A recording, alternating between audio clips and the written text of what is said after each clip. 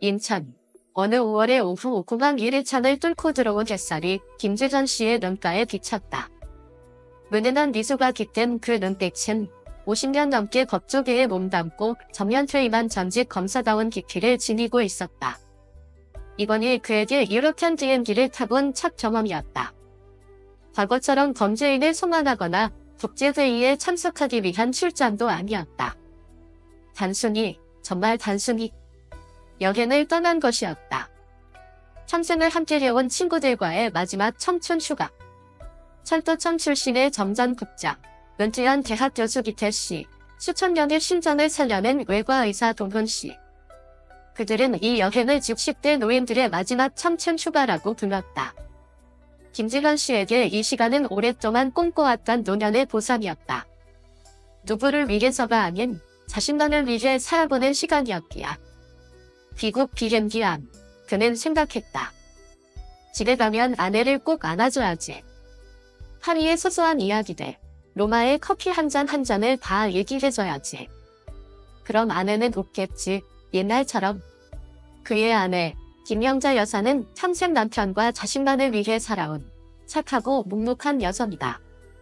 해외여행은커녕 제주도조차 TV로만 보았다. 그럼에도 불평 한마디 없었다. 그녀는 늘 말했다. 당신만 건강하고 아들이 잘 살면 난 집에서 김치 담그는 것만으로도 충분해요.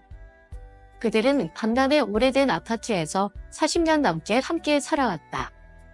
그들의 사랑은 요란하지 않았지만 세상의 풍파를 함께 견딜 만큼 단단하고 깊었다. 그날까지는 여행이 끝났다. 김재선 씨는 공항의 게이트를 지나며 휴대폰을 찾다. 아내에게 전화를 걸려 했지만 왠지 모르게 그는 먼저 아들에게 전화를 걸었다. 그리고 들려온 목소리. 유일한 아들 민호의 목소리는 어딘가 느리고 망설였다. 그리고 뭔가 이상했다. 아버지, 길이 말씀이 있어요. 어머니가 지금 요양원에 계세요. 요양원. 김재선 씨는 걸음을 멈췄다. 가슴이 쿵 내려앉았다. 불과 열흘 전까지만 해도 아내는 멀쩡했다. 직접 장을 보고 밥을 짓고 공항까지 대응하며 환하게 웃어주었다. 그런데 지금은 요양원이라니? 아들이 말한 이유는 단 하나였다.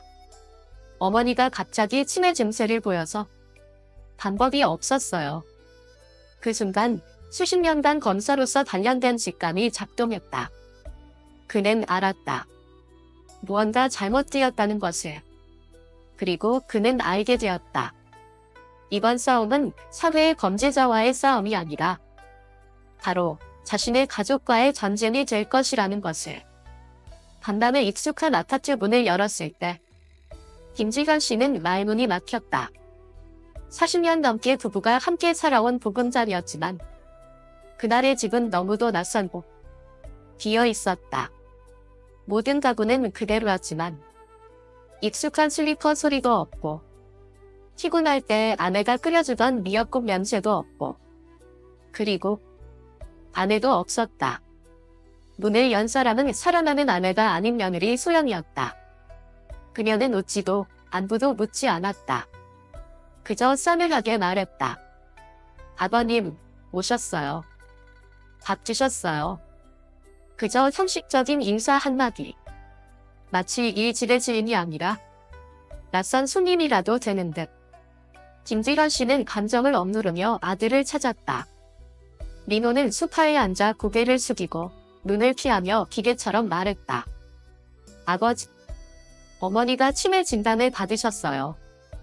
저희가 더는 모실 수 없어서 가스를 켜놓고 외출하시기도 하고 길을 잃기도 하시고 사람을 못 알아보기도 해서요.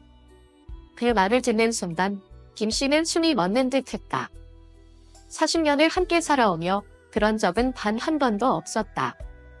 출국 전 아내는 그에게 약을 챙겨주고 기른 일정을 손으로 써서 붙여주고 옷가지를 하나하나 정리해 주었는데 불과 10일 만에 그녀가 자기가 누군지도 모른다는 말을 들을 줄이야. 그때 수영이 말을 끊으며 커피 두 잔을 책상 위에 내려놓았다. 치매가 들었죠. 갑자기 악화될 수도 있어요. 그 말투는 마치 고장난 TV 설명을 하듯 사람의 고통과는 전혀 상관없는 듯한 냉정함이었다. 그 순간 김지건 씨는 무너졌다. 무언가 산산이 부서진 느낌이었다. 그날 김 여사는 몰랐다. 그녀가 아들을 만나러 온 그날이 처음이자 어쩌면 마지막이 될 수 있다는 것을. 그리고 명확해진 진실 하나, 아내 김명자는 요양원에 갇혀있고 아무런 안부도 없이 방치되었으며 진단도 조작된 것일 수 있다. 반면에 수영의 친정 부모에게는 김 씨가 우연히 듣게 된 전화 한 통에서 확인했다. 엄마 오늘 오리털 되게 샀어. 내일은 스타같이 가요. 그 순간 김 씨는 문 뒤에 서서 멍하니 서 있었다.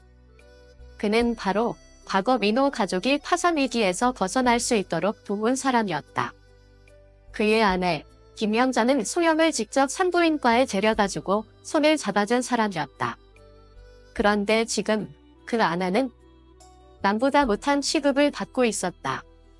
그날 밤 김 씨는 잠을 이루지 못했다. 밤은 싸늘했고 아내의 옷장은 텅 비어 있었으며 화장대 위에는 한장 놓여있던 그녀의 나무빗조차 사라져 있었다.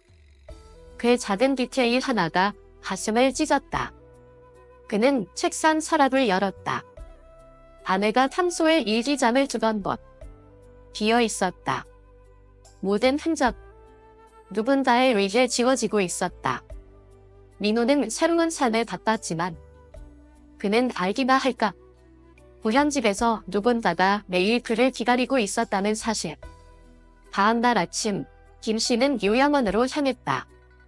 민호는 같이 가겠다고 했지만 가는 내내 그가 하는 말이라곤 저도 잘 몰라요. 의사가 그렇게 말해서요. 요즘 너무 피곤해요. 아버지. 수연이 말하길 어머니가 아무도 못 알아본대요. 미안하다는 말도 없었고 눈물 한 방울도 없었다. 오직 침묵과 회피뿐. 요양원에 도착했을 때 김 씨는 면회 시간이 아니다라는 이유로 거절당했다.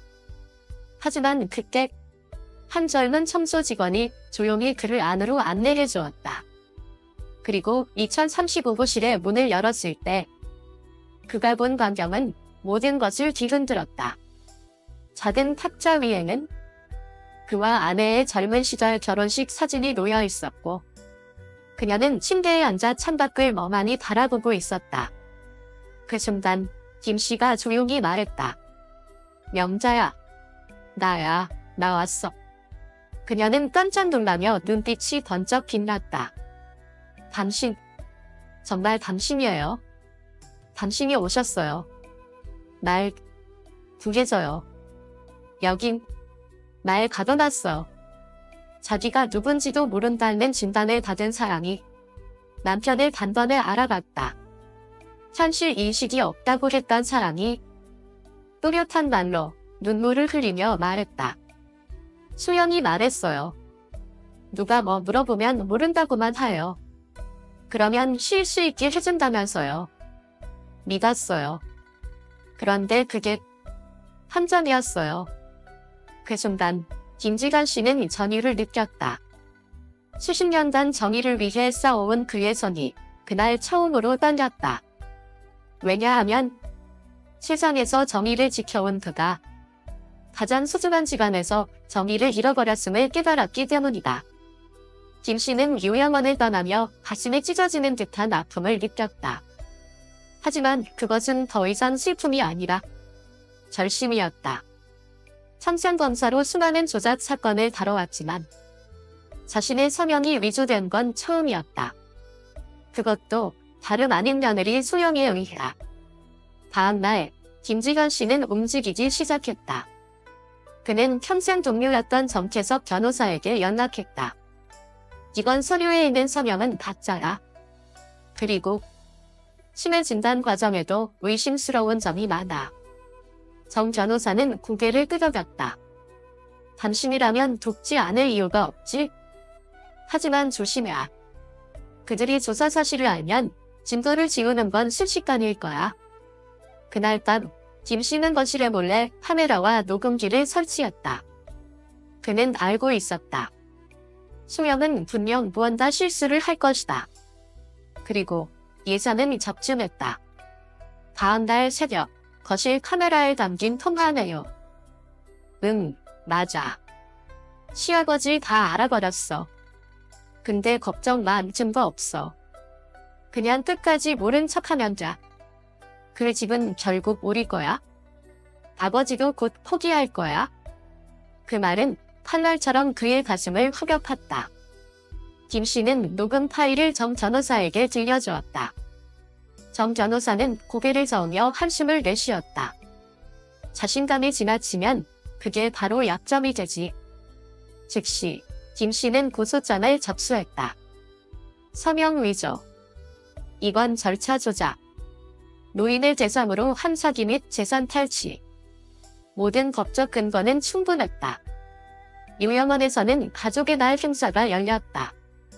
소영은 멀끔하게 차려입고 여느 때처럼 선명한 며느리의 얼굴로 등장했다.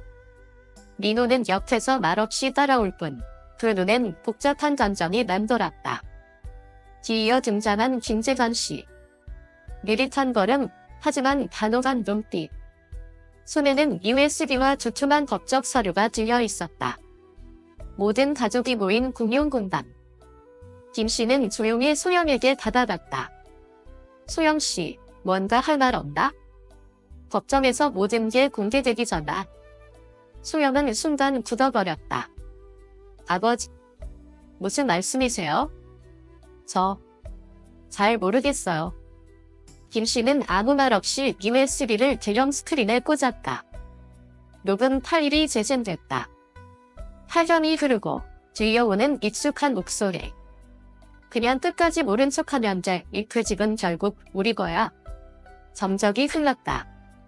심장 소리마저 들릴 듯한 침묵 속에서 소영은 얼굴이 새하얗게 질렸고 민호는 고개를 떨군 채 아무 말도 하지 못했다. 그리고 김씨는 행사장 맨 끝에 앉아있던 아내 김명자 여사에게 다가갔다. 그녀의 손을 꼭 잡고 조용히 말했다. 세상의 부조리로부터 당신을 지키지 못했지만 이번엔 핏줄이라는 이름을 가진 괴물들로부터 당신을 지킬 겁니다. 행사가 끝난 후 민호는 조용히 아버지를 찾아왔다. 아버지, 죄송해요. 전부 제 잘못이에요. 알고 있었지만 그냥 눈 감고 있었어요. 김씨는 말없이 서류 하나를 꺼내 내밀었다. 감염을 위한 선처 요청서였다. 이제 내가 결정해라. 아내와 함께 나락으로 갈지? 아니면 지금이라도 나와서 다시 시작할지? 민호는 그 자리에 무너져 울었다. 마치 어린 시절로 돌아간 듯 어깨를 들썩이며 흐느꼈다.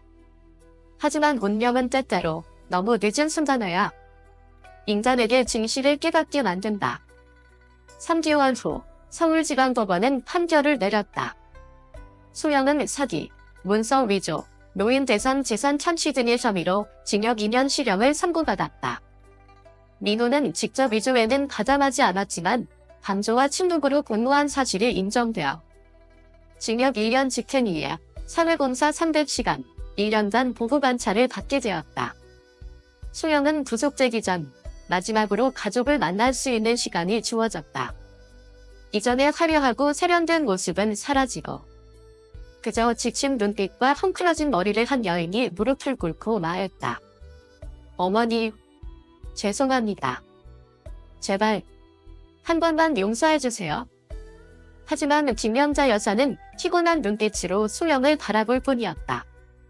그리고 조용히, 그러나 단호하게 말했다. 사랑은 줄 수 있지만 신랑은 한 번 잃으면 끝이에요. 그 말에 법정은 정적에 휩싸였다. 소영은 무너져 울었지만 이제는 모든 게 너무 늦었다. 재판이 끝난 후 강남의 아파트로 돌아가지 않았다. 도시 외곽의 작은 원룸을 얻어 새로운 삶을 시작했다. 그는 매주 부모님께 편지를 보냈다. 그리고 한 장 마지막 줄에는 이렇게 적혀 있었다. 용서를 바라지 않습니다. 그저 언젠가 두 분이 다시 웃는 모습을 볼 수 있기를 바랍니다. 가을 햇살이 커튼 사이로 부드럽게 스며든다. 김명자 여사는 창가에 서서 닿던 먼지 털이를 들고 액자 하나하나를 조심스레 닫는다. 신혼 시절의 결혼사진은 새로 액자를 맞춰 작은 나무 선반 위에 고이 놓여 있었다. 그 옆에서 김지현 씨는 낡은 나탄 의자에 앉아 책을 읽는다. 그리고 책장을 덮을 때마다 그는 조용히 아내를 바라본다. 그녀가 저 자리에 있다는 것만으로도 세상은 충분했다. 내가 조금만 더 일찍 구했더라면. 하지만 이번엔 절대 누구도 당신에게 손대지 못하게 할 거라. 김 씨는 작은 재단 위 아내 김명자의 영정사진 앞에 향을 올렸다. 재탄이 끝나고 2주 뒤 갑작스러운 심장 발작으로 그녀는 세상을 떠났다. 의사는 말했다.